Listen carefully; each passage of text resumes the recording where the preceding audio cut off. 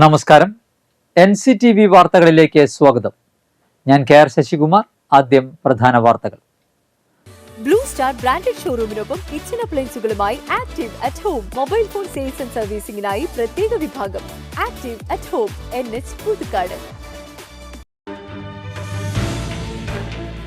പുത്തൂർ പുഴയിൽ ഒഴുക്കിൽപ്പെട്ട് കാണാതായ യുവാവിന്റെ മൃതദേഹം കണ്ടെത്തി. കൈനൂർ സ്വദേശി കാരാട്ടുപറമ്പിൽ അഖിലിന്റെ മൃതദേഹമാണ് ലഭിച്ചത്. പ്രളയക്കെടുതി കൂടുതൽ ബാധിച്ച നെന്മണിക്കര, പറപ്പൂക്കര, തൃക്കൂർ പഞ്ചായത്തുകളിലെ താഴ്ന്നയിടങ്ങളിൽ വെള്ളക്കെട്ട് ഇപ്പോഴും തുടരുന്നു.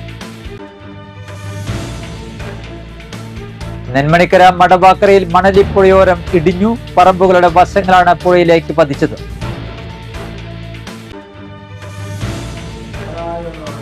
പിതൃസ്മരണയിൽ കർക്കിടക വാവ്. ക്ഷേത്രങ്ങളിൽ ബലിതർപ്പണം നടത്തി.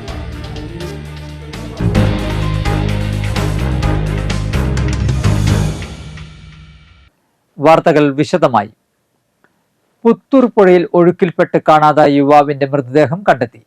4 ദിവസത്തിനു ശേഷമാണ് മൃതദേഹം ലഭിച്ചത്. പുത്തൂർ കൈനൂർ സ്വദേശി കാരാട്ടുപറമ്പിൽ തിലകന്റെ മകൻ 24 വയസ്സുള്ള അഖിലിന്റെ മൃതദേഹമാണ് ലഭിച്ചത്. NDRFും അഗ്നിരക്ഷാസേനയും സംയുക്തമായി നടത്തിയ പരിശോധനയിലാണ് പുത്തൂർ പുഴയിലെ കോലത്ത് കടവിൽ മരച്ചില്ലയിൽ തടഞ്ഞു നിൽക്കുന്ന നിലയിൽ മൃതദേഹം കണ്ടെത്തിയത്. കഴിഞ്ഞ 30-നാണ് അഖിൽ കൈനൂരിലെ വീട്ടിലേക്ക് നടന്നു പോകുന്നതിനിടെ കൈനൂർ റോഡിലെ വെള്ളക്കെട്ടിൽ ഒഴുക്കിൽപ്പെട്ടത്. തൃശൂരിലെ ബൈക്ക് ഷോറൂം ജീവനക്കാരനായ യുവാവ് വീടിന് സമീപം വെള്ളം കയറിയതറിഞ്ഞ് വീട്ടിലേക്ക് പോകും വഴിയാണ് അപകടത്തിൽപ്പെട്ടത്. പുത്തൂർ കൈനൂർ റോഡിലൂടെ പോകുമ്പോൾ ശക്തമായ കുത്തൊഴുക്കിൽപ്പെടുകയായിരുന്നു. നാട്ടുകാർ വിവരം അറിയിച്ചതോടെ അഗ്നിരക്ഷാസേന സ്ഥലത്തെത്തിയെങ്കിലും വെള്ളത്തിലെ ശക്തമായ കുത്തൊഴുക്ക് പ്രതിസന്ധിയായി. ഏറെ നേരം തിരച്ചിൽ നടത്തിയെങ്കിലും അഖിലിനെ കണ്ടെത്താൻ കഴിഞ്ഞില്ല. തുടർച്ചയായ 4 ദിവസം പ്രദേശത്ത് തിരച്ചിൽ നടത്തിയിട്ടും കണ്ടെത്താനായില്ല. തുടർന്ന് റവന്യൂ മന്ത്രി K. രാജന്റെ നിർദ്ദേശപ്രകാരമാണ് NDRFും അഗ്നിരക്ഷാസേനയും സ്കൂബ ടീമും ശനിയാഴ്ച രാവിലെ മുതൽ വീണ്ടും തിരച്ചിൽ നടത്തി മൃതദേഹം കണ്ടെത്തിയത്. മന്ത്രി K. രാജൻ, ജില്ലാ പഞ്ചായത്ത് അംഗങ്ങളായ Joseph ടാജറ്റ്, KV Saju, Puthur panchayat president mini Unnikrishnan, panchayat അംഗങ്ങൾ എന്നിവർ സ്ഥലത്തെത്തിയിരുന്നു. പ്രളയക്കെടുതി കൂടുതൽ ബാധിച്ച നെന്മണിക്കര, പറപ്പൂക്കര, തൃക്കൂർ പഞ്ചായത്തുകളിലെ താഴ്ന്നയിടങ്ങളിൽ വെള്ളക്കെട്ട് ഇപ്പോഴും തുടരുന്നു. നെന്മണിക്കര പഞ്ചായത്തിലെ പുലക്കാട്ടുകര, പാഴായി, ചിറ്റിശ്ശേരി എന്നിവിടങ്ങളിൽ പൂർണ്ണമായും വെള്ളം ഇറങ്ങിയിട്ടില്ല. പാഴായിലെ ക്യാമ്പ് മാത്രമാണ് അവസാനിപ്പിച്ചത്. വെള്ളം ഇറങ്ങിയ ഭാഗത്തെ വീടുകളിൽ പഞ്ചായത്തിന്റെ നേതൃത്വത്തിൽ ശുചീകരിക്കുന്നുണ്ട്. വിവിധ കോളേജുകളിൽ നിന്നുള്ള വിദ്യാർത്ഥികളും 2 ദിവസമായി വീടുകൾ ശുചീകരിക്കുവാൻ സഹായിക്കുന്നുണ്ടെന്ന് പ്രസിഡന്റ് TS ബൈജു അറിയിച്ചു. പറപ്പൂക്കര പഞ്ചായത്തിലെ ജൂബിലി നഗർ, നെടുമ്പാൾ, മാടപ്പുറം എന്നീ പ്രദേശങ്ങളിൽ ഇപ്പോഴും വെള്ളക്കെട്ട് തുടരുന്നു. Thottippal KS UP സ്കൂളിലെയും Parappukkara PVSHS സ്കൂളിലെയും ക്യാമ്പിൽ 150 പേരാണുള്ളത്. തൃക്കൂർ പഞ്ചായത്തിൽ വെള്ളക്കെട്ട് തുടരുന്നത് കോനിക്കരയും പള്ളവുമാണ്. കല്ലൂർ പാലക്കപ്പറമ്പ് VLP സ്കൂളിലെയും Thrikkur government Sarvodaya higher secondary സ്കൂളിലെയും ക്യാമ്പുകളിൽ 109 പേർ തുടരുന്നുണ്ട്. RRT അംഗങ്ങളും സന്നദ്ധ സംഘടനാ പ്രവർത്തകരും കല്ലൂർ പടിഞ്ഞാറേപ്പള്ളി കമ്മിറ്റി അംഗങ്ങളും മേഖലയിലെ വീടുകളുടെ ശുചീകരണ പ്രവർത്തനങ്ങളിൽ പങ്കാളികളാകുന്നുണ്ടെന്ന് തൃക്കൂർ പഞ്ചായത്ത് പ്രസിഡന്റ് സുന്ദരി മോഹൻദാസ് അറിയിച്ചു. പുതുക്കാട് ഗ്രാമപഞ്ചായത്തിന്റെ നേതൃത്വത്തിൽ പുതുക്കാട് സെന്റ് സേവിയേഴ്സ് സ്കൂളിലും തെക്കേത്തറവ് പള്ളി ഹാളിലും ആരംഭിച്ച ദുരിതാശ്വാസ ക്യാമ്പ് വെള്ളക്കെട്ട് ഒഴിവായതിനെ തുടർന്ന് അവസാനിപ്പിച്ചു. സമാപന യോഗത്തിൽ ഗ്രാമപഞ്ചായത്ത് president KM Baburaj, vice president Shiny Joju, panchayat അംഗങ്ങളായ Seby Kodiyan, CC Somasundaran, Shaju Kaliyankara, CP Sajeevan, Suma Shaju, Philomina Francis, village officer F Anwar Shah എന്നിവർ പ്രസംഗിച്ചു. നെന്മണിക്കര മടവാക്കരയിൽ മണലിപ്പുഴയോരം ഇടിഞ്ഞു. പറമ്പുകളുടെ വശങ്ങളാണ് പുഴയിലേക്ക് പതിച്ചത്. പറമ്പിൽ നിന്നിരുന്ന തെങ്ങടക്കമുള്ള മരങ്ങൾ പുഴയുടെ കുറുകെ വീണു. മഴക്കാലങ്ങളിൽ പുഴയോരം ഇടിയുന്നത് പതിവാണെന്നും നാട്ടുകാർ പറയുന്നു. ഓരോ പ്രാവശ്യം വെള്ളം കയറുമ്പോഴും കൊണ്ടുപോകുന്നത് ഓരോ സെന്റ് ഭൂമികളാണ് എല്ലാവരും. നമ്മുടെ ഈ പുഴയ്ക്ക് വേണ്ട വീതി മുമ്പുണ്ടായിരുന്ന വീതി ഇല്ല. ഇന്ന കാലത്തൊരു റിപ്പോർട്ട് കണ്ടിരുന്നു, 30 മീറ്റർ ശരിക്കും മണലിപ്പുഴ വീതി ഉണ്ട്. കുറച്ച് കാലങ്ങളായിട്ട് 12-14 മീറ്റർ വീതിയുള്ളൂ അപ്പോൾ മണലിപ്പുഴയ്ക്ക്. ബാക്കി വീതി ശരിക്കുള്ള പുഴയുടെ വീതി അവിടെ ഉണ്ട്. മണലെടുക്കുക അല്ലെങ്കിൽ ആഴും അതുപോലെ ഇല്ല. അപ്പോൾ അതുപോലുള്ള കാര്യങ്ങൾ ചെയ്യണമെങ്കിൽ നമ്മുടെ ബാക്കിയുള്ള പരിസരവാസികൾക്ക് പ്രശ്നം ഉണ്ടാവില്ല. ഓരോ പ്രാവശ്യം വെള്ളം വന്ന് പോകുമ്പോൾ ഓരോ സെന്റ് ഭൂമി ഓരോ വ്യക്തികളുടെ പേരിൽ പോയിക്കൊണ്ടിരിക്കുക. ഇപ്പോൾ ഇതേ കണ്ടില്ലേ, എത്രയോ സെന്റ് ഭൂമി ആ മരങ്ങൾ വീണിട്ട് പോയത്. അതുപോലെ ഇപ്പുറത്തെ വള്ളത്തുണ്ട്. എൻ്റെ തന്നെ പേഴ്സണലായിട്ട് എൻ്റെ 2-3 സെന്റ് ഭൂമികൾ ഇതുപോലെ മരം വീണ് പോവാണ്. നമ്മൾ ഉറുമ്പ് കൂന് കൂട്ടണ മാതിരി കൂന് കൂട്ടി ഓരോ കാര്യങ്ങൾ ചെയ്ത് വരുമ്പോൾ മറ്റേ സൈഡിൽ നിന്ന് വെള്ളം വന്ന് ഓരോന്ന് കൊണ്ടുപോകേണ്ടി. ഇതിന് തനതായ എന്തെങ്കിലും മാർഗങ്ങൾ നിർദ്ദേശങ്ങൾ സർക്കാരോ നമ്മുടെ ഉന്നത ഉദ്യോഗസ്ഥരെ ചെയ്തില്ലെങ്കിൽ നമുക്ക് ജീവിക്കാൻ നിർവാഹമില്ലാണ്ട അവസ്ഥയാണ് വരാൻ പോകുന്നത്. ഇവിടെ 2 തെങ്ങും ഒരു മാവും വീണിട്ടുണ്ട്. ഇനി 3 വീഴാൻ നിൽക്കുന്നുണ്ട്. അതും വീഴുള്ളൂ. ഇത് കീഴ്പിട്ട് ഒഴുകിക്കൊണ്ട് പോവുകയാണെങ്കിൽ പാലത്തിൻ്റെ കടയമ്പള ഡാമുമ്പള തടഞ്ഞാൽ ഇനി മലവെള്ളം അവിടെ തപ്പി നിന്നിട്ടുണ്ടാവും. പുഴയിൽ ശക്തമായ ഒഴുക്ക് തുടരുകയാണ്. പുഴയോരത്തുള്ള പടവുകളിൽ നേരിയ തോതിൽ വിള്ളൽ വീണിട്ടുണ്ടെന്നും പടവുകൾ കാലക്രമേണ പുഴയിലേക്ക് പതിക്കുമെന്നും ആശങ്കയുള്ളതായും പ്രദേശവാസികൾ പറഞ്ഞു. മണലി പുഴയോരം ഇടിയുന്നത് പ്രദേശത്തെ വീടുകൾക്ക് ഭീഷണിയാകുന്നുണ്ട്. ചിമ്മിനി ഡാമിൽ നിലവിലെ ജലനിരപ്പ് 71.69 മീറ്ററാണ്. ഡാമിൽ ഇപ്പോൾ 77.65% ജലമുണ്ട്. ശനിയാഴ്ച ഉച്ചയ്ക്ക് 1 മണി വരെയുള്ള കണക്കാണിത്. പീച്ചി ഡാമിന്റെ ഷട്ടറുകൾ 12.5 ഇഞ്ചായി കുറച്ചു. ശനിയാഴ്ച ഉച്ചവരെയുള്ള കണക്കാണിത്.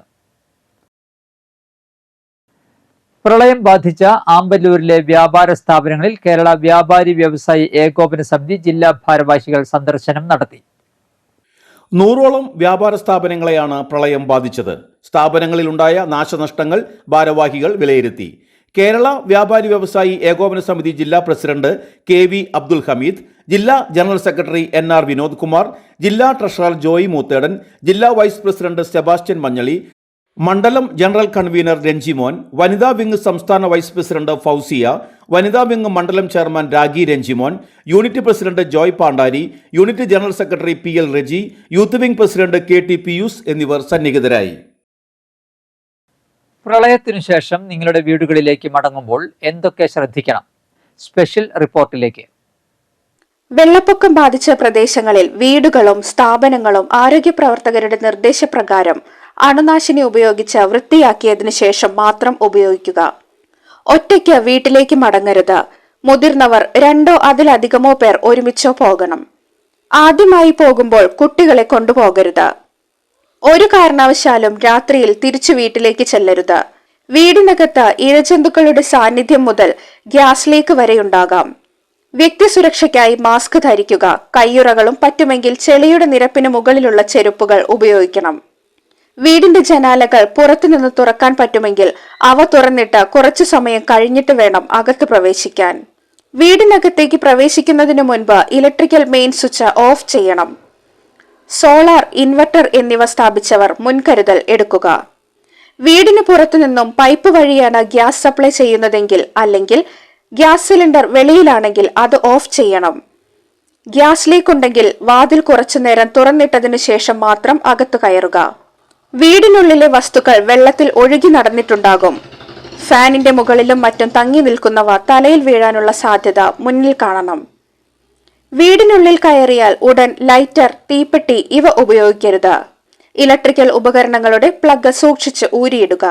വീടിന്റെ മേൽക്കൂരകളും ഭിത്തികളും ബലഹീനമല്ലെന്നും വിള്ളലുകളില്ലെന്നും ഉറപ്പാക്കുക. മലിനപ്പെട്ട കിണറുകളും കുടിവെള്ള ടാങ്കുകളും ആരോഗ്യ പ്രവർത്തകരുടെ നിർദ്ദേശപ്രകാരം ബ്ലീച്ചിംഗ് പൗഡർ ഉപയോഗിച്ച് ശുദ്ധീകരിച്ചതിനു ശേഷം മാത്രം ഉപയോഗിക്കുക. കക്കൂസ് ടാങ്ക് വെള്ളപ്പൊക്കത്തിൽ തകർന്നിട്ടില്ലെന്ന് ഉറപ്പുവരുത്തണം. കേടുപാടുകളുണ്ടെങ്കിൽ റിപ്പയർ ചെയ്യണം. ശുചിമുറിയും പരിസരവും വൃത്തിയാക്കിയിട്ടേ ഉപയോഗിക്കാവൂ. കൈകാലുകളിൽ മുറിവുള്ളവർ ഡോക്ടറെ കണ്ട് ഉപദേശം തേടിയതിനു ശേഷം ശുചീകരണ പ്രവർത്തനങ്ങളിൽ ഏർപ്പെടുക. വീടുകളിൽ തുറന്ന നിലയിൽ സൂക്ഷിച്ചിരുന്ന ഭക്ഷ്യവസ്തുക്കളും മറ്റും മലിനമായിരിക്കാൻ ഇടയുള്ളതിനാൽ അവ ഉപയോഗിക്കരുത്. മലിനജലവുമായി സമ്പർക്കമുണ്ടായവരും ഉണ്ടാകാൻ സാധ്യതയുള്ളവരും ഡോക്സിസൈക്ലിൻ ഗുളിക 200 mg കഴിക്കണം. ഒറ്റ ഡോസ് ഒരാഴ്ച മാത്രമേ സുരക്ഷിതത്വം നൽകൂ. ആരോഗ്യ കേന്ദ്രങ്ങളിലും ക്യാമ്പുകളിലും ഈ മരുന്ന് ലഭ്യമാണ്. 6 ആഴ്ച മുടങ്ങാതെ കഴിക്കണം. ഇത് ഞങ്ങൾ ഇന്നലെ തൊട്ട് തുടങ്ങിയതാണ് ഈ വീടിന്റെ ശുചീകരണ പരിപാടികളായിട്ട്. വെള്ളപ്പൊക്കം വന്നപ്പോൾ വീടിന്റെ ഒരു 3/4 ഭാഗത്തോളം വെള്ളപ്പൊക്കം വന്നു. അപ്പൊ ഞങ്ങളിപ്പോ ക്ലീനിങ് തുടങ്ങിക്കൊണ്ടിരിക്കുക. വീട്ടില് ഈ കണികാലിന്റെ മുകളിലേക്ക് ചെളി, ഈ കയറുന്ന ചെളിയായിരുന്നു. അതൊക്കെ ഞങ്ങൾ ഒഴിച്ച് കാര്യങ്ങൾ ചെയ്തുകൊണ്ടിരിക്കുകയാണ്. ഇത് അച്ഛൻ, എൻ്റെ കൂട്ടുകാരൻ, ഭാര്യയും കുട്ടികളൊക്കെ നമ്മുടെ തലൂര് ക്യാമ്പിലാണ്. അപ്പോൾ ഇത് ചെയ്തുകൊണ്ടിരിക്കുമ്പോൾ നമ്മൾ പാമ്പിനെ കണ്ടു, ഒരു മൂർക്കം കുട്ടീനെ കണ്ടു, പിന്നെ ഇരുതലമൂരി 2 കുട്ടികളെ കണ്ടു, ബൈക്കിൻ്റെ ഉള്ളിൽ കണ്ടു. അപ്പോൾ ഞങ്ങൾ വളരെ ഭയാശങ്കയോടെയാണ് ഞങ്ങളിതൊക്കെ ചെയ്യുന്നത്. പുഴ നിറഞ്ഞു എന്ന് പറഞ്ഞു, ഞങ്ങൾക്കൊന്നും മനസ്സിലായില്ല. ഞങ്ങൾ വയസ്സായവരാണ്, ഞങ്ങൾക്ക് ഇവിടുന്ന് ഇറങ്ങി നടക്കാനൊന്നിനും പറ്റണില്ല.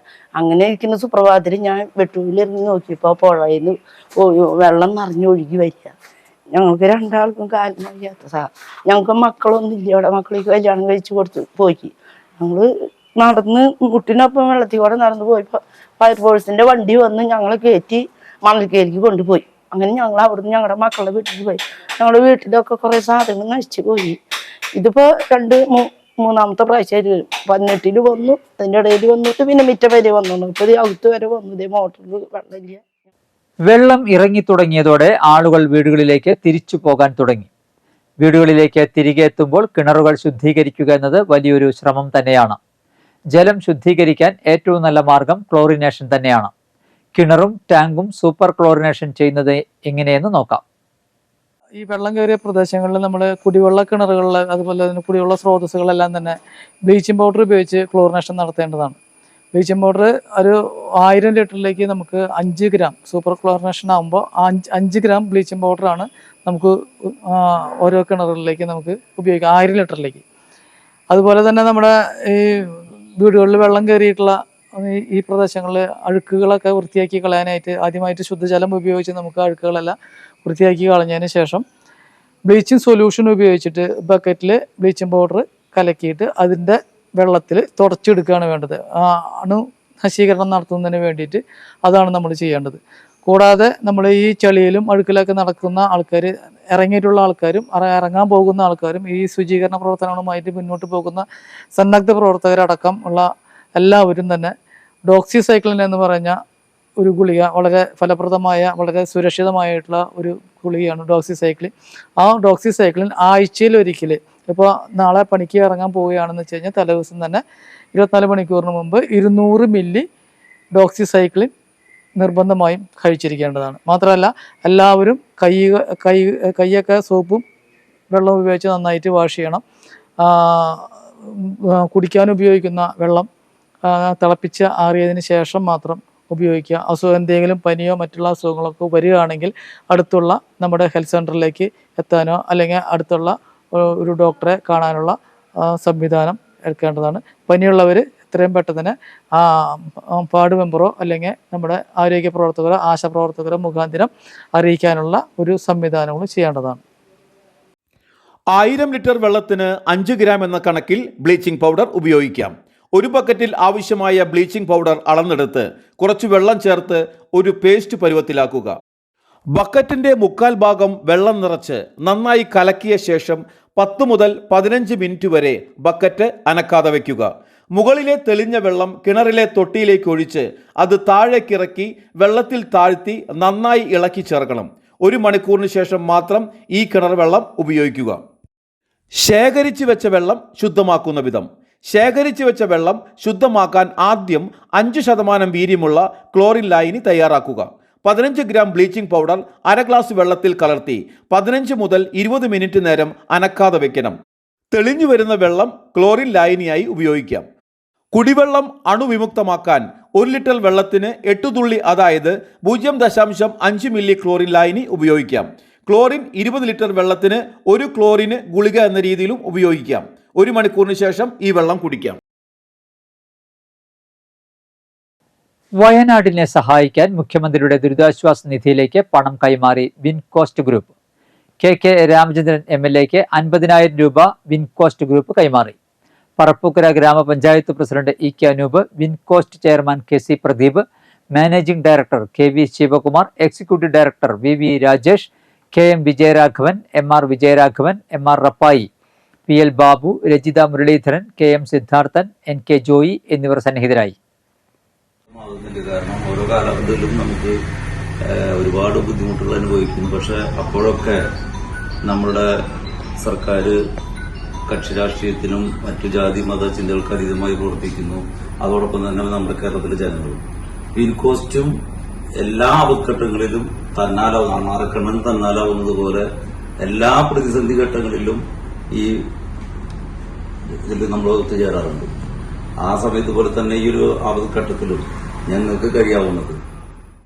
ഇന്നിപ്പോൾ വളരെ മാതൃകാപരമായിട്ടുള്ള ഒരു ഇടപെടലാണ് ഈ നന്ദിക്കര ആസ്ഥാനമായി പ്രവർത്തിക്കുന്ന വിൻകോസ്റ്റ് ഗ്രൂപ്പ് ഈ മുഖ്യമന്ത്രിയുടെ ദുരിതാശ്വാസ ഫണ്ടിലേക്ക് ഒരു തുക 50,000 രൂപയാണ് എന്നാണ് ഞാൻ മനസ്സിലാക്കിയത് കൈമാറുന്നതിന് വേണ്ടി നിങ്ങൾ തയ്യാറായത് നിങ്ങൾ പ്രത്യേകമായി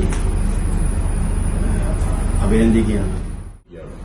പോസ്റ്റ് എല്ലാ കാലഘട്ടത്തിലും ഏത് പ്രതിസന്ധി ഗവൺമെന്റിനോ അല്ലെങ്കിൽ ഗ്രാമപഞ്ചായത്തിലോ ഏതൊരു ആവശ്യം വളരെ പെട്ടെന്ന് തന്നെ തരാറുണ്ട്, സഹായിക്കാറുണ്ട്. യഥാർത്ഥത്തിൽ വിൻകോസ്റ്റ് പോലെയുള്ള ഒരു സ്ഥാപനം നമ്മുടെ പഞ്ചായത്തിലാണ് എന്ന് പറയുന്നതിൽ ഞങ്ങൾക്കൊക്കെ നല്ല അഭിമാനമുണ്ട്. തൃശൂർ ജൂബിലി മിഷൻ ആശുപത്രിയും നെന്മണിക്കര ഗ്രാമപഞ്ചായത്തും സംയുക്തമായി പഞ്ചായത്തിന്റെ ദുരിതാശ്വാസ ക്യാമ്പുകളിൽ മെഡിക്കൽ ക്യാമ്പും മരുന്നു വിതരണവും നടത്തി. പഞ്ചായത്ത് പ്രസിഡന്റ് TS ബൈജു ഉദ്ഘാടനം ചെയ്തു. Father Paul Chalissery, doctor Joy Thomas, doctor Ponnu, doctor Radhika, doctor Thomson, doctor Aishwarya, doctor Ragi എന്നിവർ നേതൃത്വം നൽകി. മാനസികാരോഗ്യം പ്രദാനം ചെയ്യുന്നതിനുള്ള ആരോഗ്യ ബോധവൽക്കരണ ക്ലാസും ഇതിനോടനുബന്ധിച്ച് നടന്നു. പന്തലൂർ കുന്നത്തേരി പള്ളത്തുമഠം ഗോപാലകൃഷ്ണൻ കർത്ത മുഖ്യമന്ത്രിയുടെ ദുരിതാശ്വാസ നിധിയിലേക്ക് 10,000 രൂപ സംഭാവന നൽകി. പഞ്ചായത്ത് പ്രസിഡന്റ് തുക ഏറ്റുവാങ്ങി. ബ്ലോക്ക് അംഗം കാർത്തിക ജയൻ, വാർഡ് അംഗം KK രാജൻ എന്നിവർ പങ്കെടുത്തു. വയനാട് ചൂരൽമല മുണ്ടക്കൈ മേഖലയിലുണ്ടായ പ്രകൃതി ദുരന്തത്തിൽ ഇരയായവരുടെ ദുഃഖത്തിൽ കൊടകര ബ്ലോക്ക് പഞ്ചായത്ത് ഭരണസമിതിയുടെ യോഗം അനുശോചനം രേഖപ്പെടുത്തി. മുഖ്യമന്ത്രിയുടെ ദുരിതാശ്വാസ നിധിയിലേക്ക് ആദ്യ ഗഡുവായി 3 ലക്ഷം രൂപ തനത് ഫണ്ടിൽ നിന്നും നൽകുന്നതിനും തീരുമാനിക്കുകയും ചെയ്തു. വയനാടിനെ സഹായിക്കാൻ 1 മാസത്തെ ശമ്പളം നൽകി KK രാമചന്ദ്രൻ MLA. മുഖ്യമന്ത്രിയുടെ ദുരിതാശ്വാസ നിധിയിലേക്ക് MLA തുക കൈമാറി. ചെമ്പുച്ചിറ ശ്രീ മഹാദേവ ക്ഷേത്രത്തിൽ കർക്കിടകവാവ് ബലിക്ക് ആയിരങ്ങളെത്തി. കർക്കിടവാവിനോടനുബന്ധിച്ചുള്ള പിതൃബലി തർപ്പണത്തിന് വലിയ തിരക്കാണ് അനുഭവപ്പെട്ടത്. വെളുപ്പിന് 2 മണി മുതൽ ആരംഭിച്ച ബലിതർപ്പണം രാവിലെ 10 മണി വരെ നീണ്ടു. ചെട്ടിച്ചാൽ മണികണ്ഠൻ ശാന്തി പിതൃകർമ്മങ്ങൾക്ക് മുഖ്യ കാർമ്മികത്വം വഹിച്ചു. കർക്കിടകവാവ് ബലിയോടനുബന്ധിച്ച് നെല്ലായി ശ്രീ മഹാമുനിമംഗലം മഹാവിഷ്ണു ക്ഷേത്രത്തിൽ പിതൃബലി തർപ്പണം നടത്തി. മേൽശാന്തി നടുവത്ത് വനയ്ക്കൽ കൃഷ്ണൻ നമ്പൂതിരി ചടങ്ങുകൾക്ക് നേതൃത്വം നൽകി.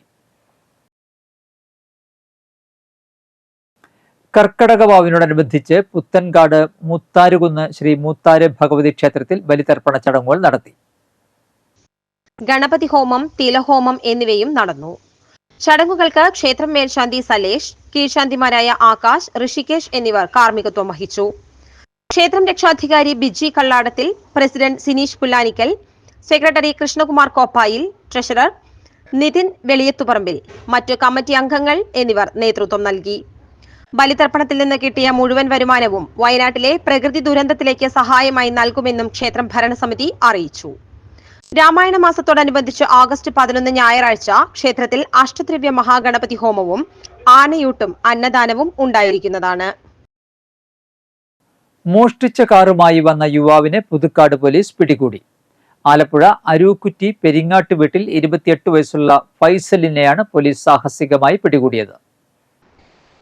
മലപ്പുറം ഭാഗത്തു നിന്നും മോഷ്ടിച്ച കാറുമായി പുതുക്കാട് വെച്ചാണ് ഇയാൾ പിടിയിലായത്. മലപ്പുറം പോലീസിൽ നിന്ന് ലഭിച്ച വിവരത്തിന്റെ അടിസ്ഥാനത്തിൽ പുതുക്കാട് SHOയുടെ നേതൃത്വത്തിലുള്ള പോലീസ് പാലിയേക്കര ടോൾ പ്ലാസ മുതൽ കാറിനെ പിന്തുടർന്ന് തടയാൻ ശ്രമിച്ചെങ്കിലും പോലീസിനെ വെട്ടിച്ചു കടന്നുകളഞ്ഞ വാഹനത്തെ പുതുക്കാട് പോലീസ് സ്റ്റേഷന് മുൻവശം നാഷണൽ ഹൈവേ യു-ടേണിൽ തടഞ്ഞു നിർത്തി സാഹസികമായാണ് പിടികൂടിയത്. കാർ തടഞ്ഞ സമയം മോഷ്ടാവ് കാറിൽ നിന്ന് ഇറങ്ങി ഓടിയെങ്കിലും പോലീസ് ഓടിച്ചിട്ട് പിടികൂടുകയായിരുന്നു. ഫൈസൽ നിരവധി വാഹന മോഷണ കേസുകളിൽ പ്രതിയാണെന്ന് പോലീസ് പറഞ്ഞു. തൊട്ടിപ്പാൽ ക്ഷീര വ്യവസായ സഹകരണ സംഘം തെരഞ്ഞെടുപ്പിൽ CPM പാനൽ എതിരില്ലാതെ തെരഞ്ഞെടുക്കപ്പെട്ടു.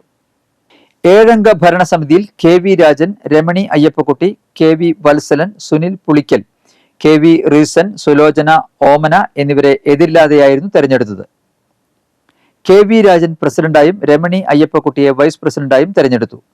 പുതിയ ഭരണസമിതിയെ ഏരിയ കമ്മിറ്റി അംഗം AG Radhamani, Parappukkara local secretary PR Rajan, local committee അംഗങ്ങൾ എന്നിവർ ചേർന്ന് അനുമോദിച്ചു. മണ്ണുത്തിയിൽ പോലീസിന്റെ വൻ ലഹരിവേട്ട. ഒരു ലോഡ് ലഹരി ഉൽപ്പന്നങ്ങൾ പിടികൂടി. കാസർഗോഡ് നിന്നും ലോറിയിൽ കൊണ്ടുവന്നിരുന്ന ലഹരി ഉൽപ്പന്നങ്ങളാണ് പിടികൂടിയത്. സംഭവത്തിൽ കാസർഗോഡ് സ്വദേശികളായ 3 പേരെ മണ്ണുത്തി പോലീസ് കസ്റ്റഡിയിലെടുത്തു. ദേശീയപാതയിൽ മണ്ണൂത്തിയിൽ വെച്ചാണ് കാസർഗോഡ് രജിസ്ട്രേഷനുള്ള ലോറി പിടികൂടിയത്. തൃശൂർ സിറ്റി ഡാൻസ് ഓഫ് സംഘവും മണ്ണൂത്തി പോലീസും സംയുക്തമായി നടത്തിയ വാഹന പരിശോധനയ്ക്കിടെയാണ് ലഹരി ഉൽപ്പന്നങ്ങൾ പിടികൂടിയത്. 5000-ലധികം പാക്കറ്റ് ഹാൻസ്, വിവിധ പേരുകളിലുള്ള പുകയില ഉൽപ്പന്നങ്ങൾ, ഗുഡ്കകൾ എന്നിവ പിടികൂടിയവയിൽ പെടും. ലഹരി ഉൽപ്പന്നങ്ങൾ നിറച്ച് 10-ലധികം വലിയ ചാക്കുകൾ ലോറിയിലാക്കി പുറമേ നിന്നും കാണാത്ത രീതിയിൽ ടാർപ്പായ കൊണ്ട് മൂടിയാണ് ലഹരി ഉൽപ്പന്നങ്ങൾ കടത്തിയിരുന്നത്. കർണാടകയിൽ നിന്നും വലിയ അളവിൽ വാങ്ങിയ ലഹരി ഉൽപ്പന്നങ്ങൾ ലോറിയിൽ വിവിധ ജില്ലകളിൽ ഹോൾസെയിൽ ഡീലർമാർക്ക് വിതരണം ചെയ്തു വരികയായിരുന്നു. പാലക്കാട് ജില്ലയിൽ വിതരണം ചെയ്ത ശേഷം തൃശൂരിലേക്ക് വരുന്നതിനിടെയാണ് പോലീസിന്റെ പിടിയിലായത്. കസ്റ്റഡിയിലായ 3 പേരെയും പോലീസ് ചോദ്യം ചെയ്തു വരികയാണ്. കർണാടകയിൽ എവിടെ നിന്നാണ് ലഹരി ഉൽപ്പന്നങ്ങൾ വാങ്ങിയതെന്നും കേരളത്തിൽ ആർക്കെല്ലാമാണ് വിതരണം ചെയ്യുന്നത് എന്നത് ഉൾപ്പെടെയുള്ള കാര്യങ്ങളിൽ പോലീസ് അന്വേഷണം ആരംഭിച്ചു. സംഭവ മഹാസഭയുടെ നേതൃത്വത്തിൽ CC പ്രസാദ് സ്മൃതി ദിനവും അനുമോദനവും ഞായറാഴ്ച സംഘടിപ്പിക്കും. രാവിലെ 10-ന് പുതുക്കാട് ബ്ലോക്ക് പഞ്ചായത്ത് ഹാളിൽ നടക്കുന്ന ചടങ്ങ് ജില്ലാ പഞ്ചായത്ത് പ്രസിഡന്റ് VS പ്രിൻസ് ഉദ്ഘാടനം ചെയ്യും. VN സുബ്രൻ അധ്യക്ഷത വഹിക്കും. മഹാസഭാ പ്രസിഡന്റ് PK ശങ്കർദാസ് ആമുഖ പ്രഭാഷണം നടത്തും. General secretary Ramachandran Mullassery CC Prasad സ്മാരക പ്രഭാഷണം നടത്തും. കാലാവസ്ഥ. കൂടിയ താപനില 29 ഡിഗ്രി സെൽഷ്യസ്, കുറഞ്ഞ താപനില 24 ഡിഗ്രി സെൽഷ്യസ് രേഖപ്പെടുത്തി.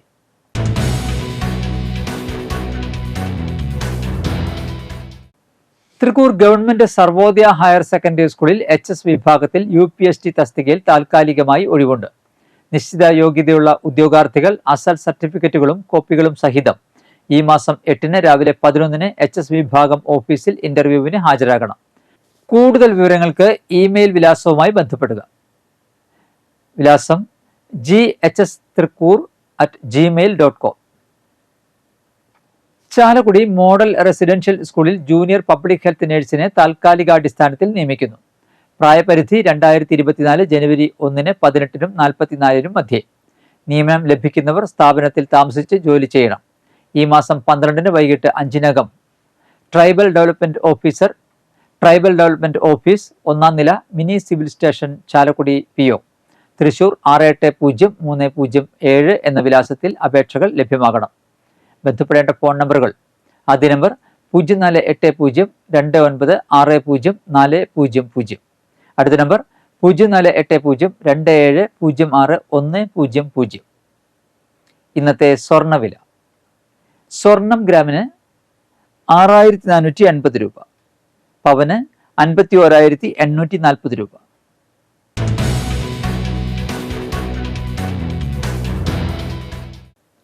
പുതുക്കാട് വടക്കേത്തുറവ് തയ്യിൽ നാരായണൻ ഭാര്യ കാർത്തിയായിനി അന്തരിച്ചു. 89 വയസ്സായിരുന്നു. സംസ്കാരം നടത്തി. കല്ലൂർ ആലേങ്ങാട് കരോട്ട് സുബ്രഹ്മണ്യൻ അന്തരിച്ചു. 79 വയസ്സായിരുന്നു. സംസ്കാരം നടത്തി. സുഭദ്രയാണ് ഭാര്യ. സുജ, സുമ, സുധ എന്നിവർ മക്കളും. സുരേഷ്, ജയൻ എന്നിവർ മരുമക്കളുമാണ്. പറപ്പൂക്കര മുത്തറത്തിക്കര കുഴിയാനി പരേതനായ ലോനപ്പന്റെ ഭാര്യ മേരി അന്തരിച്ചു. 92 വയസ്സായിരുന്നു. സംസ്കാരം നടത്തി. യോഹന്നാൻ, എൽസി, റപ്പായി, റോസി എന്നിവർ മക്കളും.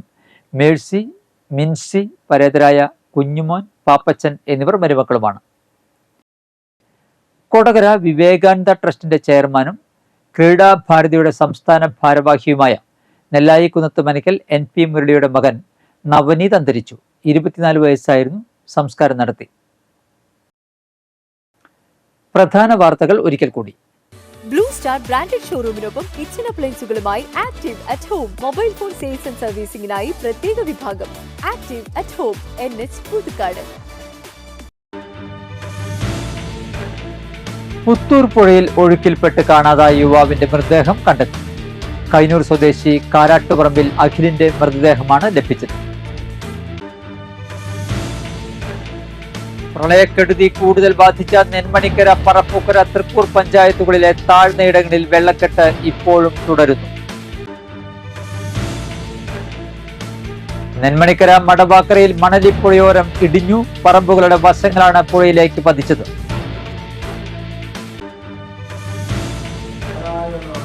പിതൃസ്മരണയിൽ കർക്കിടക വാവ്, ക്ഷേത്രങ്ങളിൽ ബലിതർപ്പണം നടത്തി.